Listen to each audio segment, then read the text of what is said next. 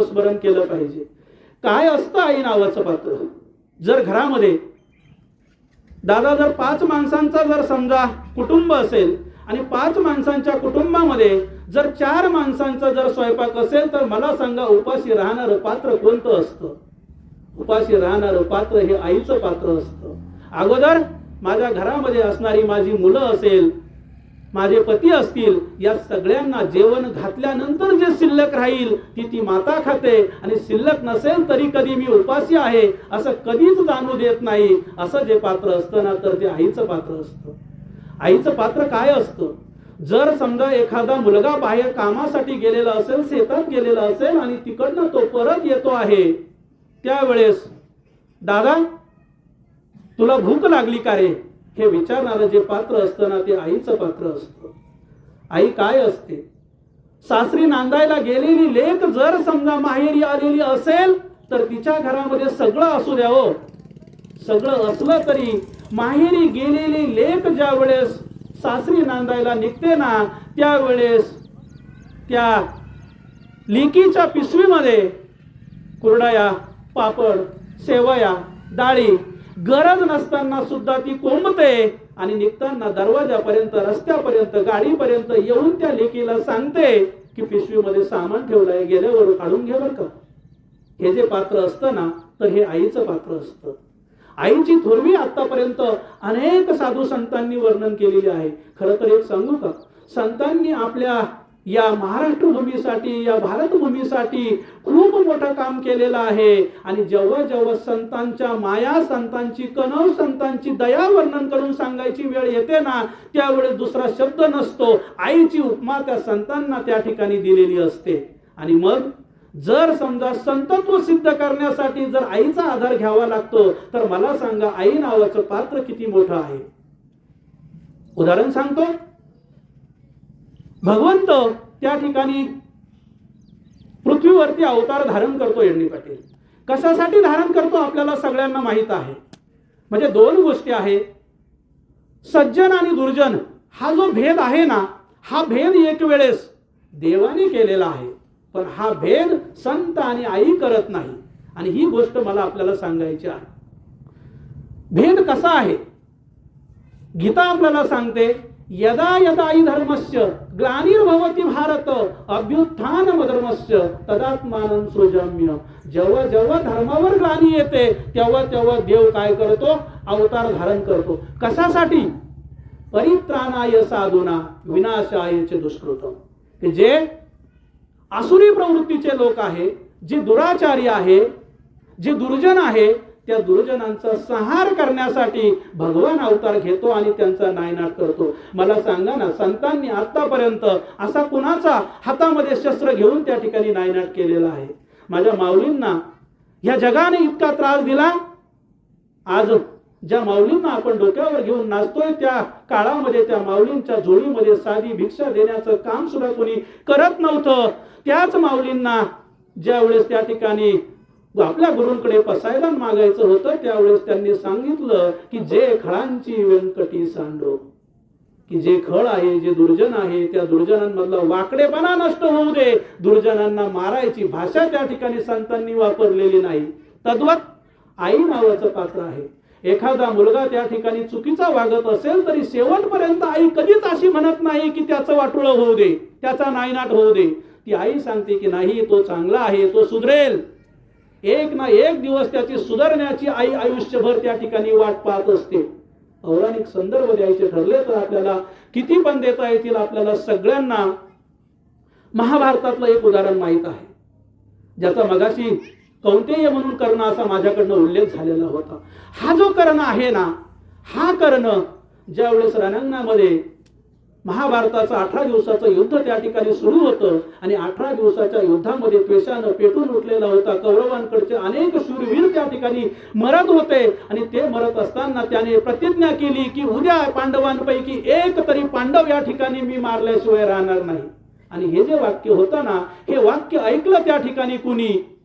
तर हे कृष्ण भगवंतांनी वाक्य ऐकलं आणि द्वारकेचा राणा पांडवा घरी त्यांच्या सगळ्या पद्धतीच्या गोष्टी निवारण करण्याचं काम मागे पुढे उभा राहे संभाळित आलिया घात निवाराया या उक्तीप्रमाणे याचं निवारण केलं पाहिजे, नाही तर उद्या पांडवांपैकी कोणी राहणार नाही. म्हणून तो कुंतीकडे जातो आणि कुंतीला सांगतो की एक काम कर, रात्रीच्या वेळेस तू कर्णाच्या राहुटीमध्ये जा आणि कर्णाकडे पांडवांचं दान माग.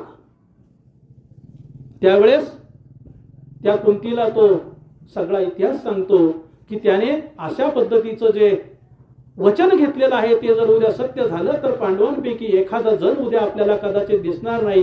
एकतर अर्जुन जाऊ शकतो, धर्म जाऊ शकतो, भीम जाऊ शकतो, नकुल जाऊ शकतो किंवा सहदेव जाऊ शकतो.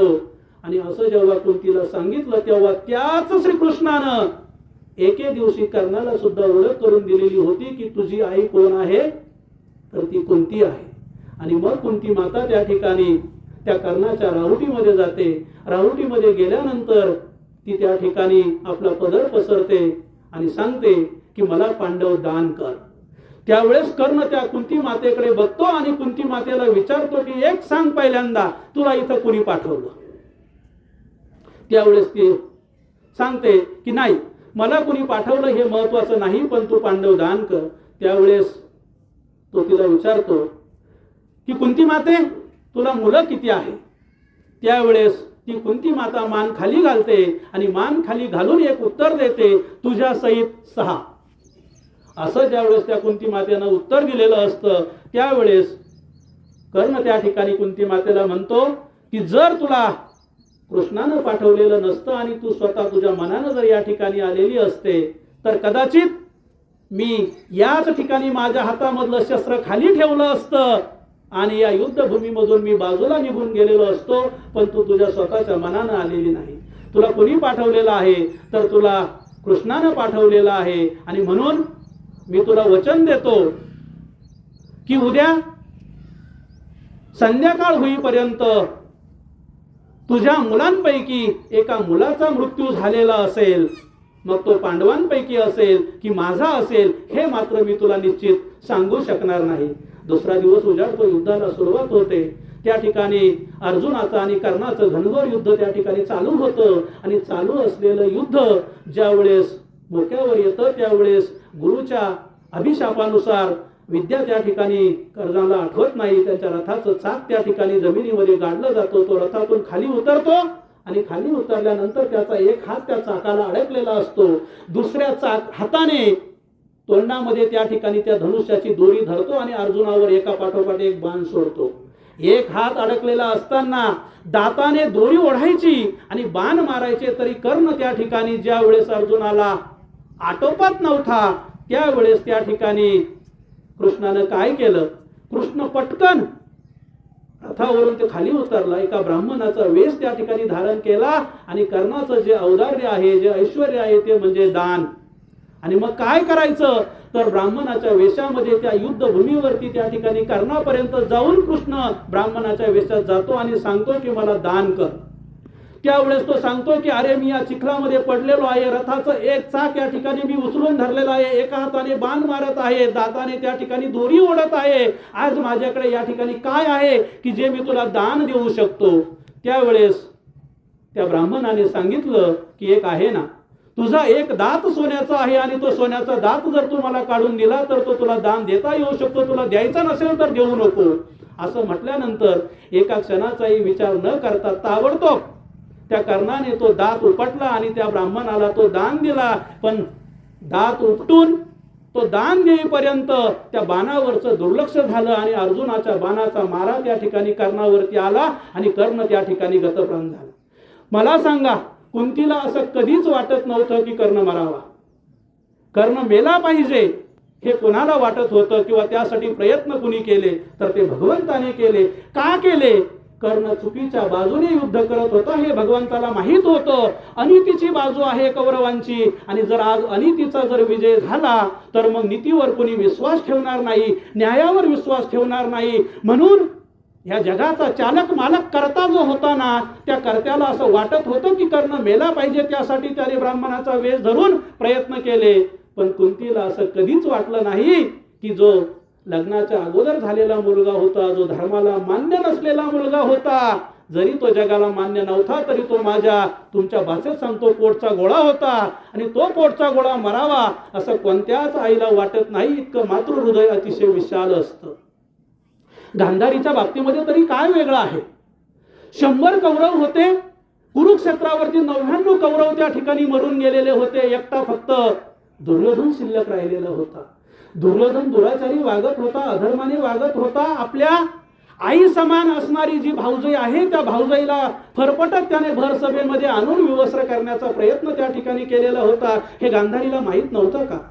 हे सुद्धा गांधारीला माहीत होतं, तरी सुद्धा तो दुर्योधन त्या ठिकाणी जगला पाहिजे यासाठी ती त्या दुर्योधनाला धर्मराजाकडे पाठवते, अर्थात युधिष्ठिराकडे पाठवते आणि विचारते की न्याय काय असतो, धर्म काय असतो. कधीच जो कधी खोटं बोललेला नाही असा धर्मराज आपल्या शत्रू पक्षामधील जो मुख्य आहे त्याला सांगतो की तुझं जर तुला वाचायचं असेल, तुझं शरीर जर वज्राचं करायचं असेल तर तू ज्या आईनं लग्न झाल्याबरोबर आपल्या डोळ्यावरती पट्टी बांधली आणि आपल्या आयुष्याचं तेज आपल्या डोळ्यांमध्ये समाविष्ट करून एकत्र करून ठेवलेलं आहे, तू जर विवस्त्र होऊन नग्न होऊन जर त्या आई पुढे गेला आणि जर उभा राहिला तिने जर तुझ्याकडे बघितलं तर तुझं संपूर्ण शरीर वज्राचं होईल असं धर्मराजानं सांगितल्याबरोबर गांधारी पट्टी सोडायला तयार झाली, जिने आजपर्यंत कधी सोडलेली नव्हती. याला पुत्रमोह म्हणतात. आणि मग ज्यावेळेस तो त्या ठिकाणी येत होता त्यावेळेस सुद्धा काय झालं, पुन्हा कृष्णाने ब्राह्मणाचं रूप धरलं आणि सांगितलं की अरे तू इतका मोठा झाला, तुला पटतं का, तुला तरी हे मान्य आहे का, किमान एक काम कर, लज्जा रक्षणासाठी कमरेला तरी झाडाची पाला बांध. आणि म्हणून दुर्योधन त्या ठिकाणी कमरेला आपली लज्जा रक्षणापुरतं आपली मांडी त्या ठिकाणी झाकतो आणि ज्यावेळेस तिकडे जाते संपूर्ण शरीर त्याचं वज्राचं झालेलं असतं पण तेवढा भाग झालेला नसतो. आणि रणभूमीवर ज्यावेळेस भीमाचं आणि दुर्योधनाचं गदा युद्ध चालू असताना त्यावेळेस तो भगवान श्रीकृष्ण त्या भीमाला सांगतो की जो गदा आहे ना, गदा तिथं मार. म्हणजे त्या मांडीवर खून करून गदा मारण्याचं, कारण गदा युद्धामध्ये कमरेच्या खाली कधी वार करत नाही.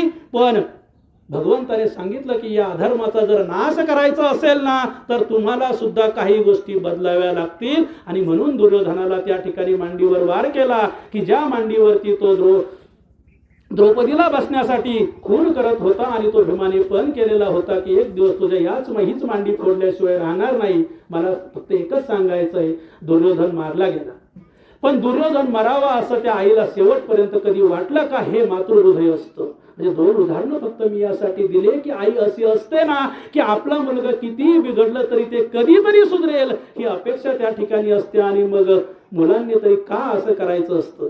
कधीतरी मुलांना पण असं वाटलं पाहिजे ना की अरे एक वेळ आपल्या आईचे जे विचार आहे ना ते विचार गावंढळ असू शकतात.